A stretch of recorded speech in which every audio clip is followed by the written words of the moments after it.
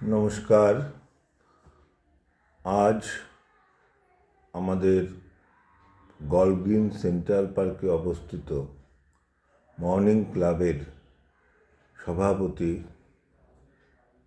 মাননীয় শ্রী বীরেন্দ্রনাথ ভট্টাচার্যর মহাশয়ের পরলৌকিক ক্রিয়াদি সম্পন্ন হবে।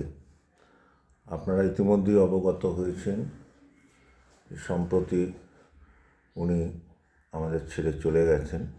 আজ তার সম্পর্কে আমাদের সংগঠনের পক্ষ থেকে কিছু বক্তব্য আপনাদের সামনে পেশ করছি।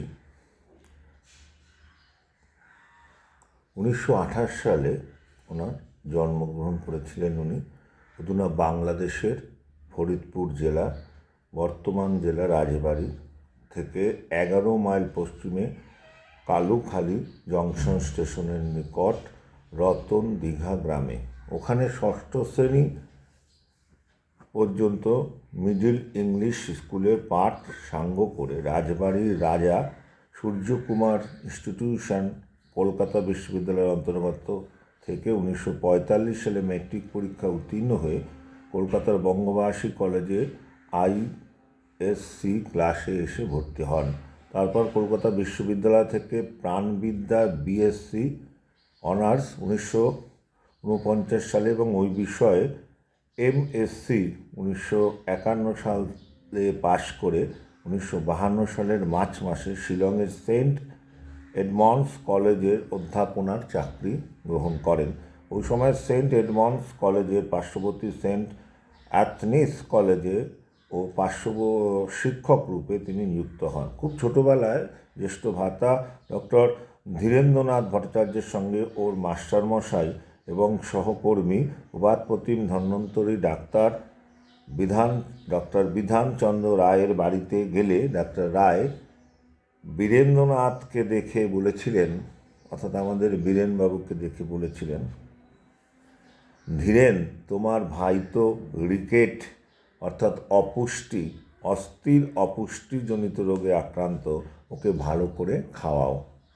লেখক ডক্টর বীরেন্দ্রনাথ ভট্টাচার্য গবেষণার সূত্রপাত সেন্ট এডমন্ডস কলেজে 1957 সাল থেকে। 1961 সালে পারিবারিক কারণে শিলংয়ে চাকরিতে ইস্তফা দিয়ে কলকাতা বিশ্ববিদ্যালয়ের প্রাণবিদ্যা বিভাগের তদানীন্তন বিভাগীয় প্রধান ডক্টর জে.এল. ভাদুড়ির সুপারিশে প্রথম বিশ্ববিদ্যালয়ের একটি সিনিয়র ফেলোশিপ অর্জন করে প্রায় 1 বছর ডক্টর ভাদুড়ির নিকট গবেষণা এবং ওই বছরের শেষে বঙ্গবাসী কলেজের অধ্যাপক রূপে যোগদান এবং ওই কলেজের দীর্ঘ 28 বছর চাকরিকালে শেষ 4.5 বছর প্রাণবিদ্যা বিভাগীয় প্রধান রূপে কার্যকালের শেষে প্রথাগত অবসর গ্রহণ করে ডক্টর ভট্টাচার্য আরও 5 বছর পুনঃনিয়োগ প্রক্রিয়া অধ্যাপনার শেষে 1994 সালের 31 মার্চ তিনি পুনঃ অবসর গ্রহণ করেন। ওর অধ্যাপনার কার্যকাল বঙ্গবাসী কলেজ 28 বছর প্লাস 5 বছর অর্থাৎ 33 বছর এবং শিলং সেন্ট এডমন্ডস কলেজে 9 বছর, মোট 42 বছর উনি অধ্যাপনা করেন। ডক্টর ভট্টাচার্য 1969 সালে প্রখ্যাত পক্ষীতত্ত্ববিদ ডক্টর বিশ্বময় বিশ্বাসের নির্দেশনায় কিছু ভারতীয় পতঙ্গভুক পাখির খাদ্যযন্ত্রের কার্যগত অঙ্গসংস্থানিক গঠন বৈচিত্র্যের উপর গবেষণা 1974 সালের শেষে কলকাতা বিশ্ববিদ্যালয় থেকে তিনি পিএইচডি অর্জন করেন। জার্মানির ফ্র্যাঙ্কফুর্ট বিশ্ববিদ্যালয়ের প্রখ্যাত পক্ষীতত্ত্ববিদ এবং অ্যানাটমিক অধ্যাপক ডক্টর ডিট্রিক স্ট্যাক ছিলেন পিএইচডির পরীক্ষক। ওর সুপারিশেই ডক্টর ভট্টাচার্য 4টি গবেষণাপত্র তদানীন্তন পূর্ব জার্মানির লাইপজিগ আন্তর্জাতিক গবেষণা পত্রিকা MROP-JB-তে প্রকাশিত হয়েছিল। এর আগে 1970 সালে পায়রার খাদ্যযন্ত্রের পেশিতন্ত্র বিষয়ক গবেষণায় ডক্টর ভট্টাচার্য একটি পাণ্ডুলিপি ও ডক্টর বিশ্বাসের উপর বিশেষ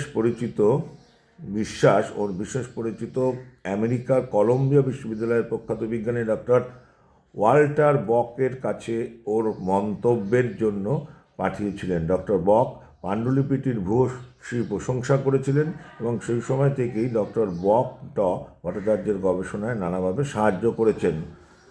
পরবর্তীকালে 1919-এর দশকে এবং 1913 সালে ডক্টর ভট্টাচার্য অনেকগুলি গবেষণাপত্রই doctor the Geological Society Kolkata জার্নালে এবং দ্য জার্নাল অফ বায়োসায়েন্স ব্যাঙ্গালোরে প্রকাশিত হয়েছিল। এই গবেষণার স্বীকৃতিস্বরূপ doctor the Zoological Society Kolkata 1988 সালে ওকে fellowship of the Zoological Society Kolkata FZS Cal সম্মান প্রদান করেন। এর আগে 1986 সাল থেকে doctor Bhattacharya International Committee of Avian Anatomical Nomenclature এই উপসমিতির 12 জন আন্তর্জাতিক সদস্যের মধ্যে একজন মনোনীত হন। 1919 সালে ডক্টর ভট্টাচার্য শ্রীনগরের HND গাওয়াল বিশ্ববিদ্যালয়ে অনুষ্ঠিত পক্ষীতত্ত্বের আন্তর্জাতিক বিজ্ঞান সভায় যোগদান করেন। 1991 সালে মস্কো বিশ্ববিদ্যালয়ের প্রখ্যাত বিজ্ঞানী ডক্টর F.A. দেজারসেনিক এর সঙ্গে কিছুকাল গবেষণা করার আমন্ত্রণ উনি পারিবারিক কারণে গ্রহণ করতে পারেননি। যেমন পারেননি 1998 সালে আমেরিকার লুসিয়ানা সেন্ট ইউনিভার্সিটির বিশিষ্ট পক্ষীতত্ত্ববিদ ডক্টর D.G. হোমবার্চার সঙ্গে গবেষণা করার আমন্ত্রণ গ্রহণ করতে। এরপর কয়েক বছর প্রচেষ্টায় 2008 সালের পক্ষীতত্ত্ব এবং পায়রার উপরে প্রাণবিদ্যার ছাত্র ও গবেষকদের জন্য ডক্টর ভট্টাচার্য একটি গ্রন্থ প্রকাশ করেন।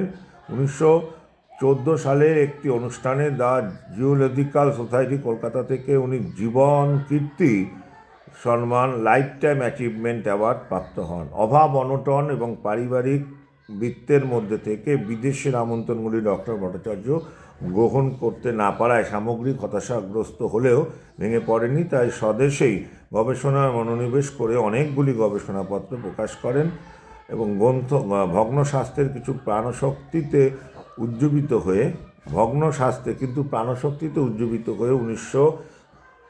2017 সালের মার্চ মাসে 90 বছর বয়সে কলকাতা বিশ্ববিদ্যালয়ের DSc এর থিসিস জমা দেন এবং ওই বছরই 21শে সেপ্টেম্বর উনি DSc ডিগ্রি প্রাপ্ত হন।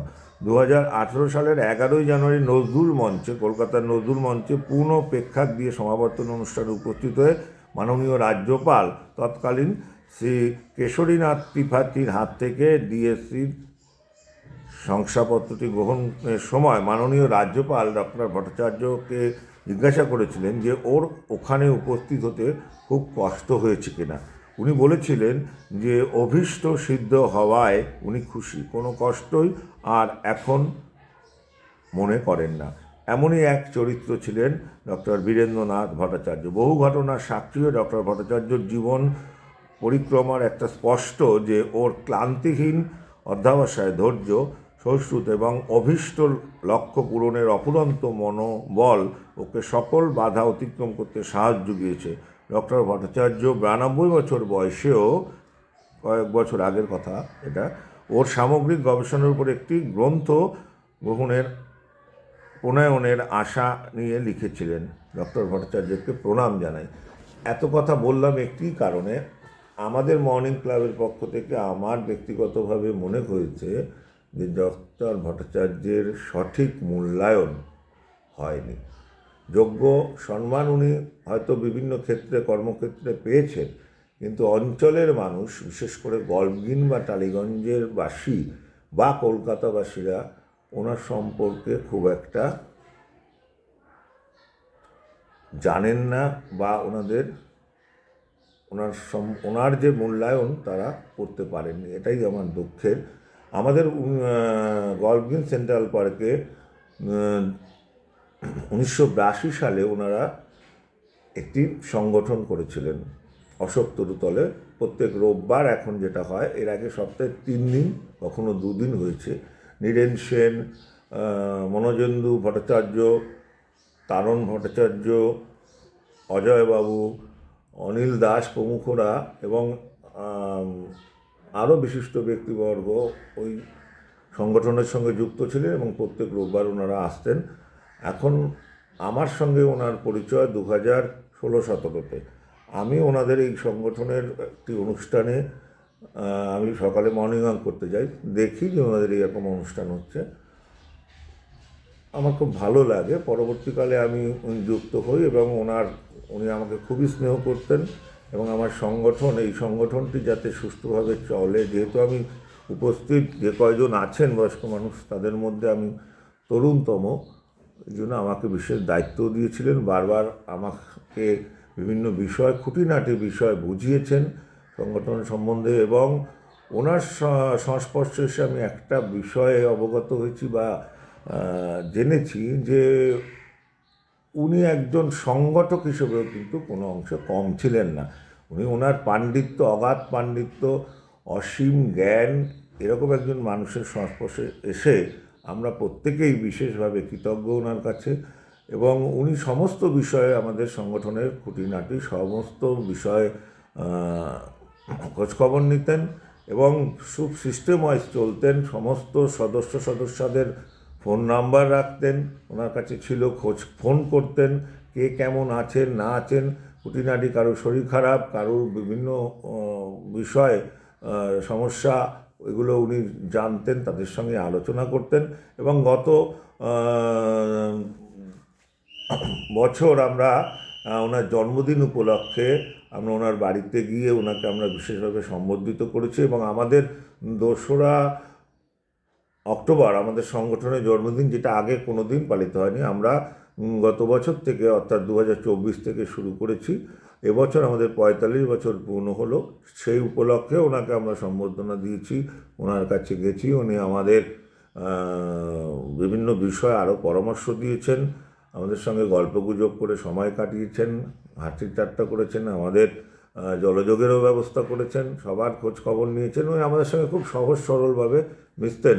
এটাই আমরা ব্যক্তিগতভাবে, আমি অন্তত মনে করি, আমি ওনার কাছে কৃতজ্ঞ, চিরকৃতজ্ঞ।